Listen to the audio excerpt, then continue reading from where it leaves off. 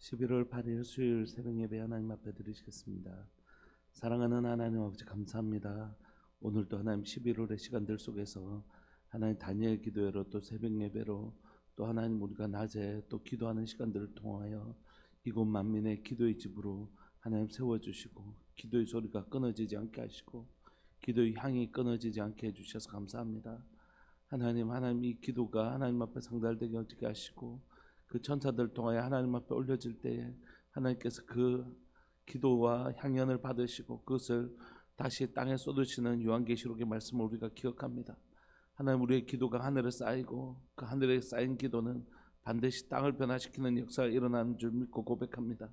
사랑하는 하나님 아버지, 오늘 하나님 기도의 제단을 쌓고 하나님 앞에 기도의 무릎을 꿇는 사랑하는 믿음의 식구들의 삶들 가운데 마침내 반드시 그 기도를 들으시고 응답하시는 하나님 바라보게 하여 주시고 그 기도를 통하여 우리를 변화시키시고 우리를 새롭게 하시는 하늘에서 이룬 것이 땅에서도 이루어지는 하나님의 나라를 사모하고 기대하고 또 소망할 뿐만이 아니라 믿고 신뢰하며 기도할 수 있도록 주님 은혜 내려 주옵소서.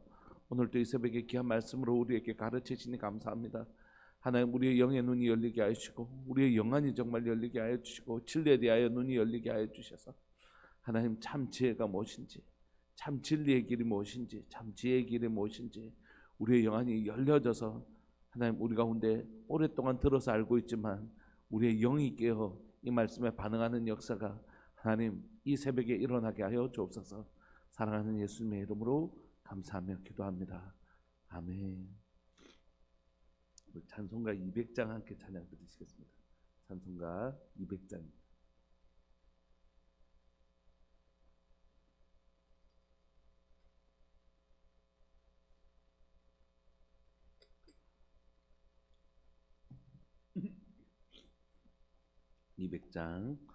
달고 묘한 그 말씀 생명의 말씀은 귀한 그 말씀 진실로 생명의 말씀이 나의 길과 믿음 밝히 보여주니 아름답고 귀한 말씀 생명샘이로다. 아멘. 아름답고 귀한 말씀 생명샘이로다.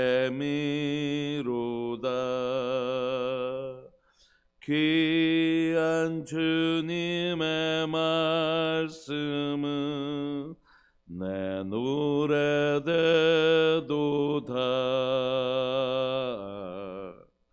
모든 사람을 살리는 생명의 말씀은 값도 없이 받아 생명길을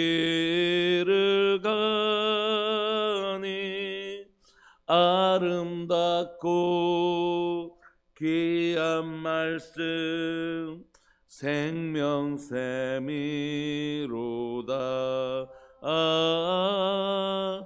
아름답고 귀한 말씀 생명샘이로다.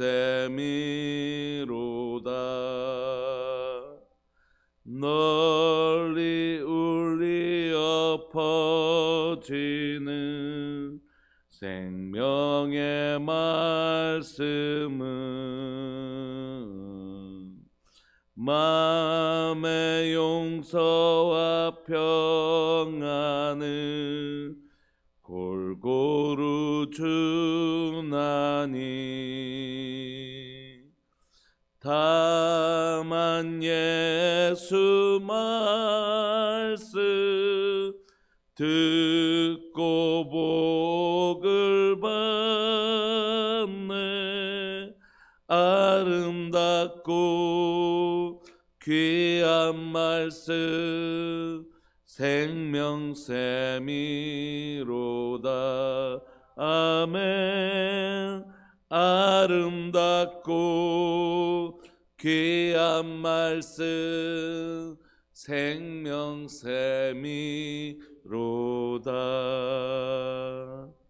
아멘. 아멘. 아멘. 우리 하나님의 말씀 잠언 13장 13절부터 25절까지입니다. 잠언 13장 13절부터 25절까지.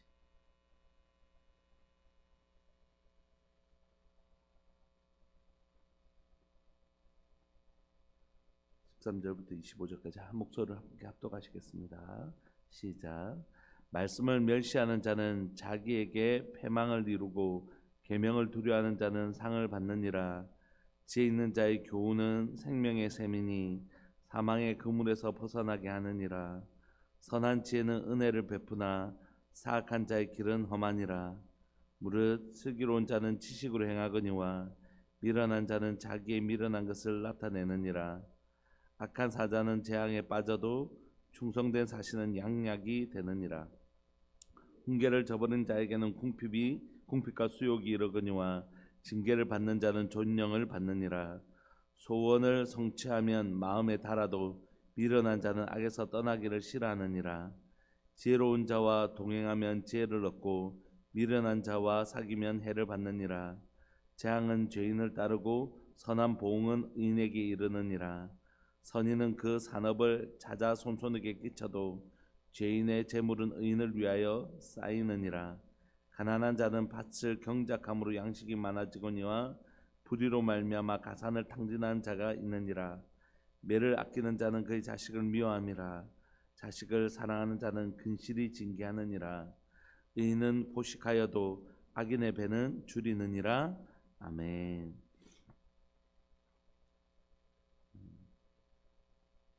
잠언은 계속해서 훈계 또는 하나님의 말씀 또 지혜 이런 단어를 써서 그것을 듣는 자와 그것을 거절하는 자, 지혜가 어떤 것인가 라고 설명하기도 하지만 그 지혜에 대한 태도, 우리가 그 지혜를 어떤 태도로 받아들이고 있느냐가 그 사람이 지혜 있는 사람인가 또 하나님의 지혜로 변해져가는 사람인가를 우리에게 보여주고 있습니다. 지금 내가 몇 점짜리인가, 사람을 점수로 매기는 게 그렇지만 내가 지금 몇 점짜리인가 보다 더 중요한 건 내가 계속해서 이 상태에 머무는 사람인가 아니면 성장하는 사람인가, 훨씬 더 중요하다고 성경이 우리에게 얘기합니다.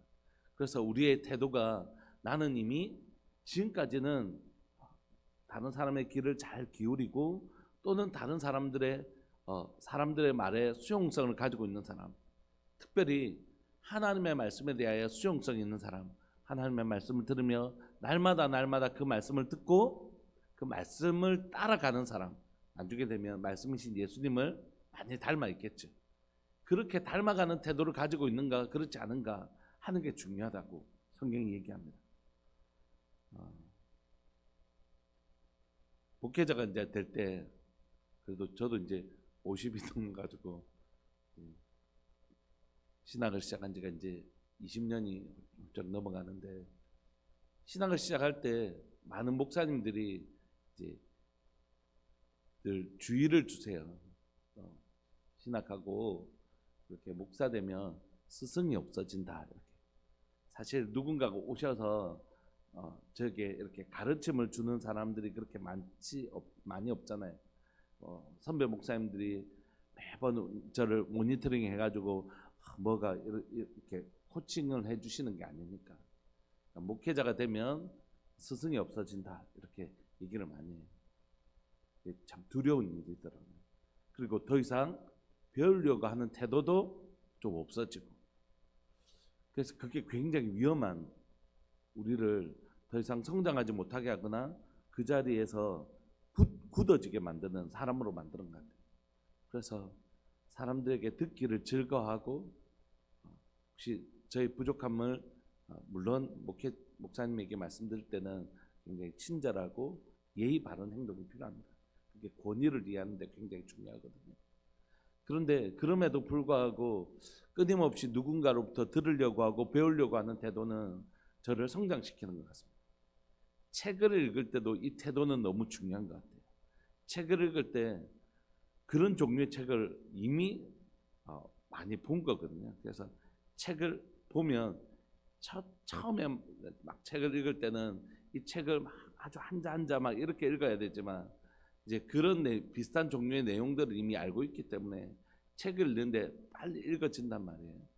근데 그럴 때도 이 책을 내가 다 아는 내용인데 하면서 이렇게 보는 것과 이 책에서 한마디라도 이 책 저자를 통하여 배우려는 태도뿐만이 아니라 하나님께서 혹시 이 책을 통하여 내게 말씀하시려고 하시는 것이 있는가라고 하는 열린 태도를 가지고 읽는 건 너무 중요하다.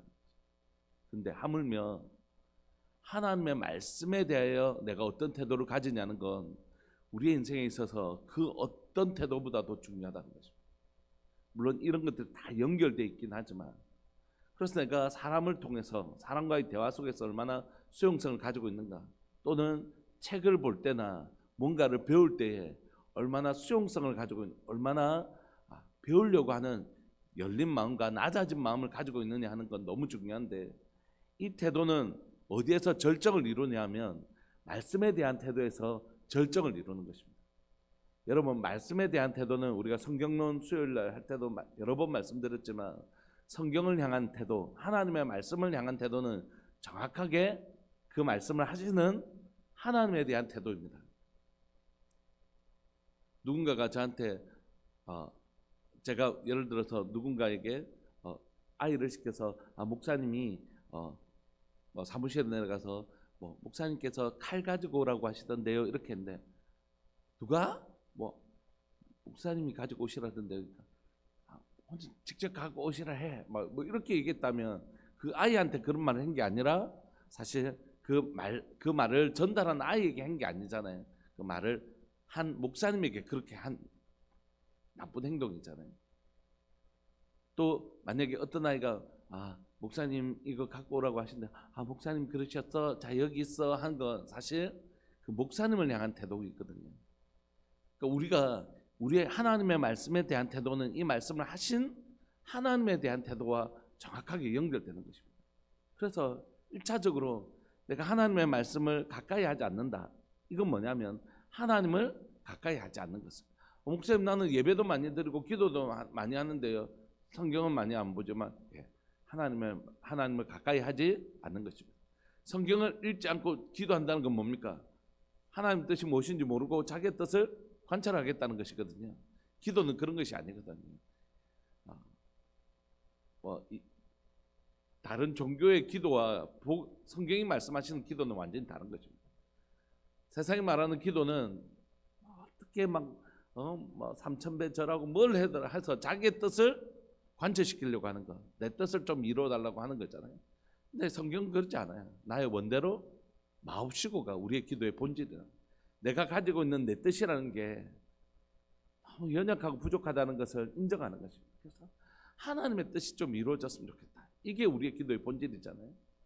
그러니까 성경 읽지 않고 난 기도 열심히 한다는 뜻은 뭐냐면 하나님의 뜻인지 뭐 상관없고 난 그 관심 없고 난 내 뜻을 관찰하겠다는 뜻이거든요, 사실.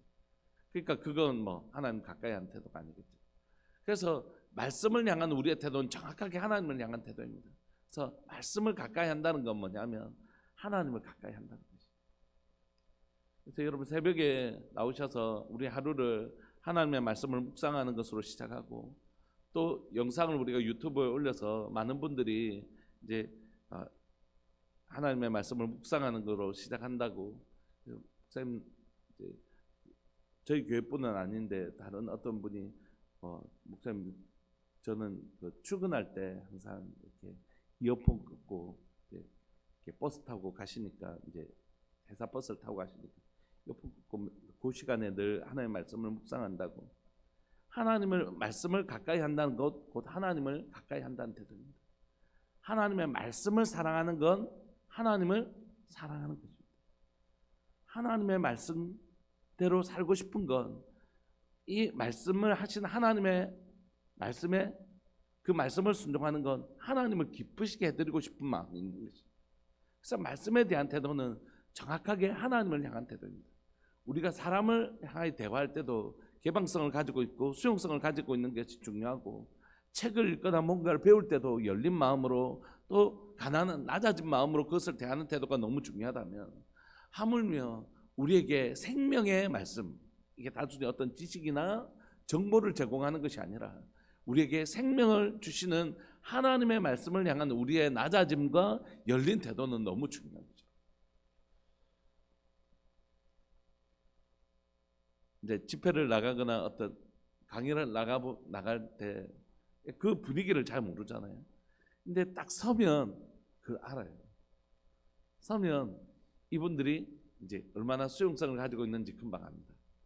또는 이런 경우도 좀 있습니다. 목회자가 본인이 섬기는 교회에서는 늘 그 목사님의 설교를 들으니까 이렇게 좀 있는데, 혹시 다른 교회나 다른 어떤 강의를 하러 가게 되면 이제 뭐 굉장히 마음이 열리죠. 이제 외부에서 오신 목사님이니까 뭔가 새로운 것이 있는가 싶어서 마음을 활짝 열어줄 때가 있거든요. 그래서 사실 설교는 본교에서 설교할 때가 제일 힘들고 어려워요. 이미 뭐 수십 번, 수백 번, 뭐 수천 번 설교를 들은 것이니까. 그런 개방성에 대한 태도가 너무 중요하지만, 특별히 가장 중요한 건 우리가 말씀을 대할 때 날마다 그 말씀 앞에서 열린 마음과 낮아진 마음을 가지고 있는가 하는 것이 너무 중요하죠. 오늘 성경도, 오늘 잠언도 계속해서 그 이야기를 해요. 너희 훈계에 대해서 너희 태도가 어떤 것인가, 하나님의 말씀에 대한 너희 태도가 어떤 것인가가 곧 너희 삶을 결정한다, 이렇게. 여러분, 무엇에 대한 우리의 태도가 결정한다고요? 하나님의 말씀을 향한 우리의 태도가 우리의 삶을 결정지어 버립니다. 13절에 보시면 말씀을 멸시하는 자는 자기에게 패망을 이루고, 그러니까 말씀에 대한 멸시하는 태도가 결국 자기의 삶을 패망으로 이끈다는 것이, 계명을 두려워하는 자는 상을 받게 된다. 그런데 우리가 오늘 지금 계속해서 살펴볼 때 악에 대한 태도, 우리가 말씀에 대한 잘못된 태도를 먼저 언급하죠. 말씀을 멸시하는 자에게는 멸망을 이루고 계명을 두려워하는 자에게는 오히려 상을 받게 되었지만, 그런 말씀에 대한 부정적인 태도, 그 다음에 긍정적인 태도. 말씀을 멸시하면 패망을 이루고요. 계명, 하나님의 말씀을 의미하는 또 다른 단어잖아요. 그 말씀을 두려워할 줄 아는 사람, 경외함이죠. 이게 막 공포가 아니라 경외함이잖아요. 하나님의 귀한 말씀, 귀한 말씀. 마치 여러분 이 경외함을 설명할 때 좀 이렇게 설명하면 좀 다가올까 싶습니다. 만약에 제가 이제 다이아몬드를 뭐 10캐럿짜리를 이렇게 들고 이제 제가 어디까지 가야 되는데, 제가 차를 가지고 가지 않고 걸어가야 되면 온 신경이 어디에 여기 있을까? 여기 이거 잃어버리면 안 되는데 겁이 나죠. 혹시라도 이거 잃어버릴까 봐. 이런 태도를 뭐라고 하냐 하면 경외함, 오늘 이 두려워함이란 단어입니다. 너무 귀하고 소중해서 이거 잃어버릴까 봐, 혹시라도 이거 잃어버릴까 봐 떨리는 마음, 그 마음이 바로 오늘 성경에서 말하는 경외함을 의미하는 두려움입니다. 여러분, 우리 한번 좀 돌아볼까요? 우리에게 성경책이 막 너무 많아서 문제죠. 너무 많아서 이걸 성경책 집에도 몇 권 있고, 뭐 교회 가면 늘 있고, 뭐 핸드폰 열면, 그러니까 우리 속에 성경책이 흔하니까 성경책에 담긴 하나님의 말씀도 너무 흔하게 생각합니다. 성경책이 흔하니까 하나님의 말씀에 대한 귀함도 우리 가운데 좀 잃어버리는 것 같아요. 저는 이제 제가 다녔던 모교회는 북한 선교를 하는 교회였는데, 90년대 중국을 통한 북한 선교를 하는 교회였는데, 그 북한에 있는 분들은 우리가 소위 말하는 쪽복음이라는 것들 있잖아요. 그걸 얼마나 귀하게 여깁니까? 종이를 귀하게 여기겠습니까? 그 안에 있는 말씀 이렇게 귀하게 여기고, 이렇게 또 다른 사람에게 돌리고, 그분들이 느끼는 이 말씀에 대한 소중함과 우리가 좀 다르지 않겠어요? 마치 다이아몬드 10캐럿짜리를 혹시라도 잃어버릴까 봐 하는 것처럼, 오늘 우리 삶들 가운데 오늘 이 하나님의 말씀을 내가 혹시라도 잃어버릴까 봐 두려워하는, 너무 귀한 이 하나님의 말씀을 혹시라도 잊어버릴까봐, 또 잃어버릴까봐 두려워하는 태도, 그게 두려움입니다. 여러분, 오늘 우리가 이 말씀을 소중히 여기는 이런 태도가 우리 가운데 좀 회복되었으면 좋겠다, 이런 간절함이 있습니다. 보석과 같은 이 말씀을 깨닫는 은혜. 그래서요, 유대인들에게는 이렇게 지금은 종이가 흔한 시대이고, 종이 말고 저처럼 이렇게 전자북이라는 것들을 들고 다니는 시대가 와버렸지만, 예전에는 종이가 없잖아요. 다 파피루스였잖아요. 말려서 이렇게 하는. 그러니까 모든 사람들이 가지고 있지 않았단 말이에요. 오직 이 하나님의 율법책을 기록한 것은 하나 정도 제사장이 읽어줬지 않습니까? 그러면 사람들이 이걸 기억하려고 어떻게 하죠? 주의 말씀 내 발에 등에 내 길을 비치네. 주의 말씀 내 발에 등에 내 길을, 주의 말씀 내 발에 등에. 이 말씀을 묵상하려면 어떻게 해야 되죠? 외워야 되는 것입니다. 외워야. 그래서 묵상하다는 말은 히브리어로 중얼거리다라는 단어가 된 거지. 그들은 이 말씀을 잊지 않으려고, 이 말씀을 잊지 않으려고, 그 마음에 새기려고. 왜냐하면 이 말씀을 잊어버리는 것과 잃어버리는 건 그들에게 동일한 단어였기 때문에. 우리는 잊어버리면 찾으면 되잖아요. 요즘 검색 프로그램이 얼마나 잘 돼 있는지 모릅니다. 그 구절 단어 하나만 생각하면 탁 치면 쫙 뜬단 말이에요. 그런데 유대인들에게는 말씀을 잊어버리는 게 곧 잃어버리는 거였다는 것이에요. 사실 근데 우리에게도 마찬가지예요. 잊어버리면 잃어버리는 것입니다. 그래서 예전부터 암송 운동들이 많이 있었지만, 지금도 303이라든지 이런 대표적인 성경 암송 운동이 일어나는 건 뭐냐면, 그걸 하시는 목사님들이 얘기하는 건 뭐냐면, 암송은 머리에 기억하는 것이 아니라 몸에 기억하게 된다는 것이. 하나님의 말씀을 계속 외우다 보면 자연스럽게 묵상하게 되고 그 말씀을 생각하게 한다는 거예요. 그러므로 우리 안에 이 말씀을 잊어버리는 건 곧 잃어버리는 것이라는 것을 좀 기억하고, 물론 우리의 머리에서 잊어버릴 수 있어요. 연세가 많으시고 한데. 그러나 이 말씀을 다이아몬드 보석처럼, 이 말씀을 너무 이 귀한 거 혹시 잊어버리면 안 되는데, 이 은혜 내가 까먹으면 안 되는데, 오늘 목사님 말씀 설교 듣고 너무 은혜 받았는데 내가 그거 까먹으면 안 되는데 하는 이 말씀을 보석처럼 여기는 이 두려운 태도가 있을 때, 그 사람은 뭘 하냐면 상을 받게 됩니다. 말씀을 나 이미 보석을 받았잖아요. 계명이라는 보석, 하나님의 말씀을 정말 이 귀한 말씀 너무 감사합니다. 근데 이 말씀을 소유하면, 이 말씀을, 이 보석과 같은 은혜의 말씀을 내가 받은 것만 해도 이미 상을 받았는데, 그것을 정말 사랑하는 자에게는 그 말씀이 자신에게 역사되어지는 역사가 일어나는 거죠. 그 상을 받게 되는 거죠. 지혜 있는 자의 교훈은 생명의 샘이니, 그 생명의 샘은 우리를 사망의 근문에서 벗어나게 해주는 힘이 있다는 것입니다. 이 상은 우리에게, 하나님의 말씀은 우리에게 상을 주시는데, 그 지혜의 말씀이 주는 그 교훈은 다른 게 아니고 생명이라는 것이, 또 생명이 아니고 생명의 샘이라는 것이 계속해서 솟아나는. 그래서 우리가 사망의 그물에서 벗어나게 하는 것입니다. 물론 1차적으로는 이 말씀이 우리에게 구원이라는 생명을 주시지만, 두 번째는 2차적으로는 우리가 살아가면서 하나님의 진리의 길을 벗어나지 않도록 생명의 길, 의의 길을 걸어가도록 우리를 지켜주는 힘이 있다는 것이.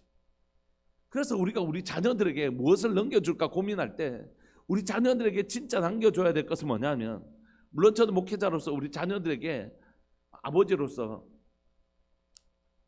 이 아이들이 완전히 제로에서 시작하지 않도록 우리가 결혼할 때 이렇게 부모로서 하는 역할들 있잖아요. 경제적인 역할들.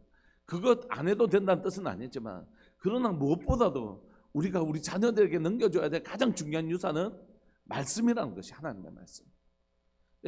저희 교회가 지금 오고 나서 저희가 계속해서 유치부부터 우리가 계속 큐티를 해오고 있지 않습니까? 아이들이 계속 큐티하거든요. 그래서 큐티를 이제 유치부들은 부모님과 함께하는 큐티하고, 이제 유년부, 초등부는 스스로 하는, 그리고 중고등부, 청년부, 우리 어른들도 마찬가지. 우리가 큐티 본문으로 지금 계속 하잖아요. 그럼 우리 아이들도 지금 매일 큐티한단 말이에요. 큐티를 이제 어릴 때부터 했으니까 수년, 큰 애들은 10년 이렇게 해오지 않습니까? 그 말씀이 한번 뭐 읽고 묵상한다고 해서 그 아이를 변화시켜 주지는 않지만 계속해서 그 말씀을 묵상할 때 이 말씀 앞에 젖어드는 역사가 일어나는 것이. 지금 저희 이제 셋째 애가 이제 초등학교 6학년인데 그 친구들 3명이 저희 낮에 교회 와서 공부를 해요. 뭐 공간이 있으니까 와서 공부해라. 이제 어디 학원 가는 애들인데 학원도 가지만 이제 교회 와서 공부를 좀 하거든요. 그러면 공부할 때 딱 오면 저희 집사람이 큐티 책을 왔을 때 이 아이들 여기서 공부하면서 이제 복음 전하고 전도하려고 그 오면 큐티 책을 줘요. 지금 몇 달째 됐거든요. 그러니까 오면 얘들이 교회도 안 다니면서 큐티를 해요. 큐티가 뭔지도 모르지만 우리 애가 몇 페이지 펴 이러고 펴고 요쪽 읽어 이러면 읽고 야 생각난 거 밑에 그 네모칸에 적어 이러면 적어. 돌아가면서 기도시키. 뭐라고 기도하면 돼? 네 하고 싶은 말 하고 예수님의 이름으로 기도합니다. 아멘 하면 돼. 이렇게 해서 지금 몇 달째 하고 있단 말이에요. 그래서 아이들의 그 큐티책이 있습니다. 그러면서 복음이 들어가는 것이죠. 그리고 그 부모님들하고 통화하면서 부모님들이 아이 교회 보내니까 안심하시는 거죠. 왜냐하면 애들 학원 다니면서 어디로 다닐지 모르는데 교회 가면 안심이 되시니까. 그렇게 하면서 교회와 그 부모님하고 통화도 하고 또 그렇게 하면서 이제 알아가게 되는 거죠. 그러므로 이 아이들에게 우리가 무엇을 남겨줄까? 그건 말씀인 것이에요. 말씀을 남겨주면 그것이 이 아이를 지켜줄 거라는 것이에요. 여러분 초등학교 요즘 뭐 초등학교 한 5, 6학년만 돼도 우리가 그 아이들 머리 위에 CCTV 달아놓을 수도 없고 통제 안 됩니다. 어디 가서 무엇을 어떻게 하는지 알지 못합니다. 이 해괴망측한 이 물건이 생겨가지고요. 우리는 우리가 눈에 보이는 이 오프라인 세계만 살면 되겠지만 우리 아이들은 두 개의 세상을 가지고 살아요. 하나는 오프라인 세상이 있고 하나는 온라인이라는 세상을 가지고 있는데 오프라인 세상 우리가 볼 수 있는 것이 한계가 있지만 온라인 세상은 이 자기가 앉은 자리에서 오만 세계를 다 볼 수 있단 말이에요. 공간적인 것이나 시간적인 것이나 모든 공간들을 볼 수 있단 말이에요. 그러니까 이 아이들에게 우리가 뭘로 이 아이를 지키겠습니까? 청년이 무엇으로 그 행실을 지킬 수 있겠습니까? 오직 하나님의 말씀이 이 아이의 마음을 붙들어 줄 때 그 아이의 삶이 지켜질 수 있는 것이죠. 그러므로 지혜 있는 자의 교훈은 생명의 샘이어서 그들이 악한 길로 가려고 할 때 그 그물에서 벗어나게 하는 힘이 하나님의 말씀에 있는 것이라고. 그래서 우리가 우리 아이들에게 이게 쉽지 않지만 그리고 아주 오래 걸리지만 그리고 엄청나게 많은 에너지를 가지지만 막 체육대회 막 이렇게 뭐 이런 것들도 하지만 우리가 그러나 그런 양념들도 쓰지만 근본적으로는 이 아이들을 말씀으로 양육하려고 몸부림치고 있는 것입니다. 그래서 하나님의 말씀이 주는 선한 지혜는 15절 은혜를 베풀지만 사악한 자의 길은 험하게 되는 것입니다. 16절 무릇 슬기로운 자, 이건 다 뭐냐면 하나님의 말씀으로 말미암아 똑똑한 사람 이런 뜻이 아니잖아요.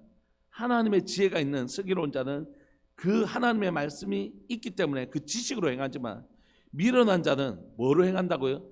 자기의 미련한 것으로 나타내느라. 자기의 미련한 것이 뭐죠? 나는 똑똑하다는 것이에요. 나는 안다는 것이에요. 나 그거 방법 안다. 근데 그게 뭐라고요? 자기의 소견에 옳은 대로 행하는 자기의 미련한 것이에요. 하나님의 말씀이 없는 사람은 뭘 행한다고요?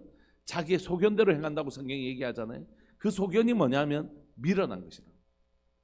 자기가 막 자기 잘난 줄 알지만 하나님의 지식이 없는 자라면 하나님의 말씀이 없는 사람은 말씀대로 행하지 않고 결국 자신의 생각에 옳은 대로 사는 미련한 길로 가지게 되는 것입니다.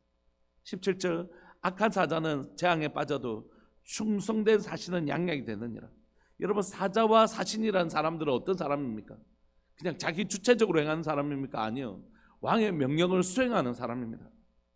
그런데 악한 사자는 어떤 것입니까?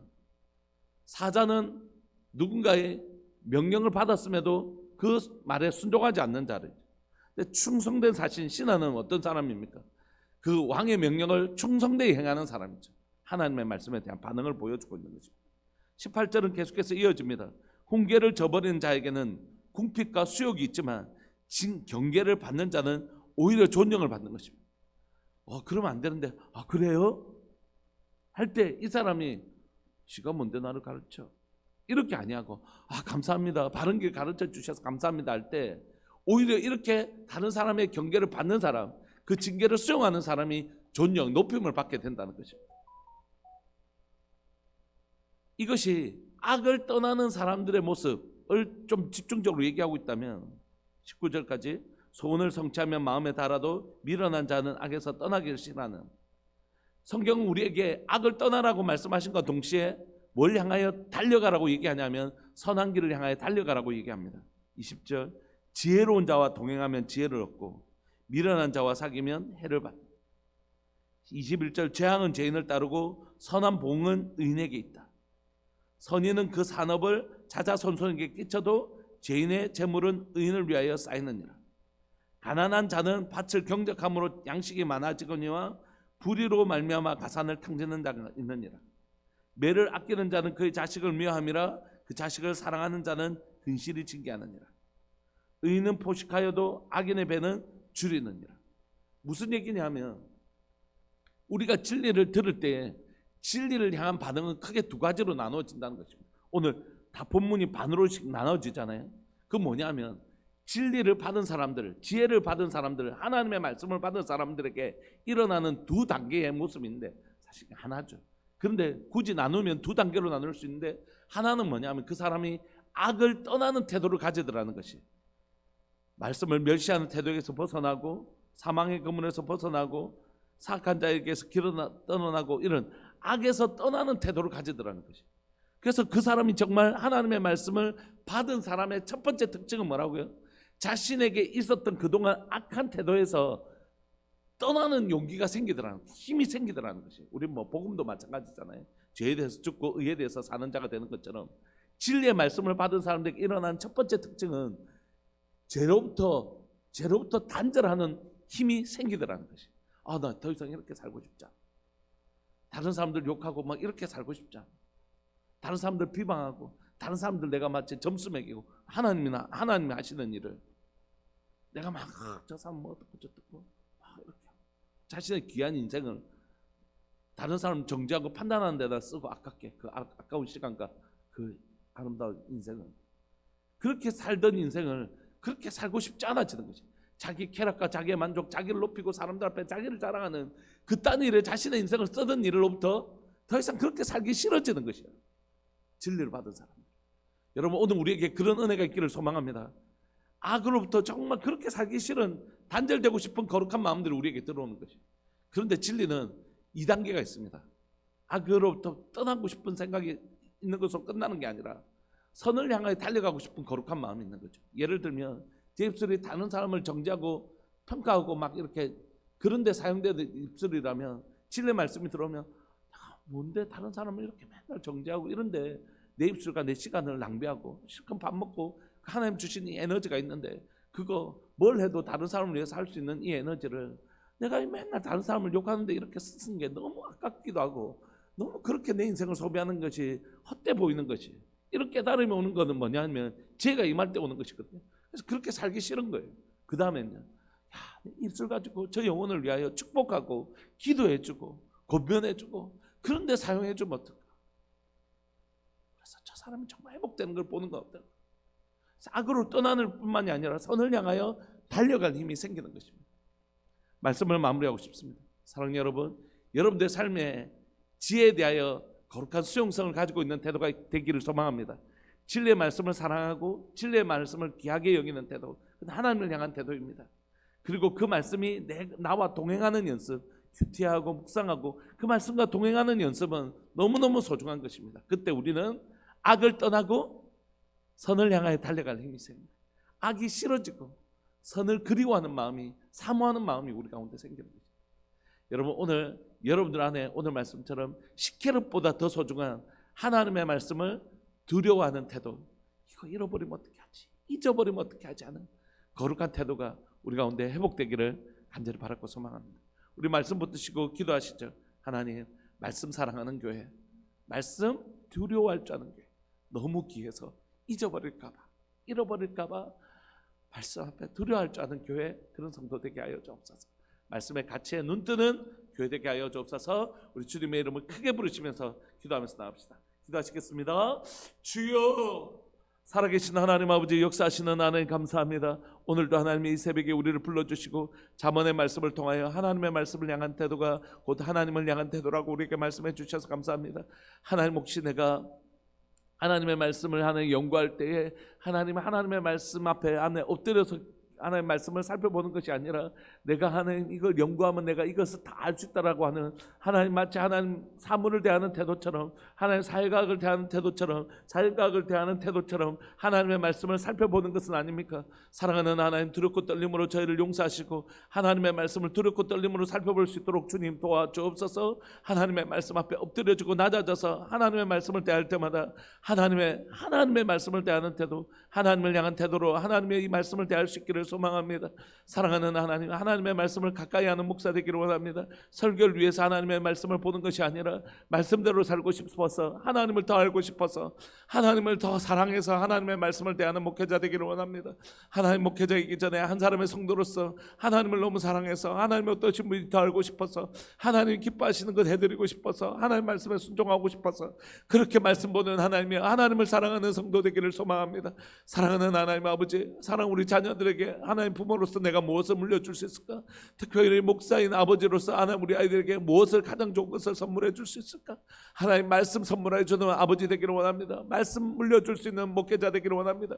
우리 성도들에게 말씀 하나님이 남겨줄 수 있는 목회자 되기를 원합니다.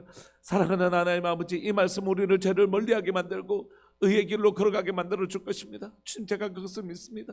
우리 성도들에게 죄를 미워하고 의의 길을 사모하게 만드는 말씀, 반드시 말씀이 그렇게 역사될 줄 믿고 고백합니다. 성령 하나님, 오늘 이 시간 임하여 주셔서 이 말씀을 듣는 모든 이들에게 죄를 미워하는 마음과 하나님의 진리를 사모하는 마음으로 가여 주셔서 오늘도 이 진리대로 살고 싶은 거룩한 열망을, 하나님의 말씀을 시케르 다이아몬드보다 더 귀하게 여겨서 하나님의 말씀을 잊어버릴까 봐 두려워하는 거룩한 태도를 우리가 가질 수 있도록 은혜 내려 주옵소서. 오늘 하루도 그렇게 살아가게 하여 주옵소서. 사랑하는 예수님의 이름으로 감사하며 기도합니다. 아멘. 송상길 하우폰 집사님, 김홍숙 권사님, 하나님 앞에 귀한 예물 드리셨습니다. 오늘 또 여러분은 그렇게 말씀을 두려워하고 기여기며 살아가는 복된 하루 되셨으면 좋겠습니다. 기도하시겠습니다.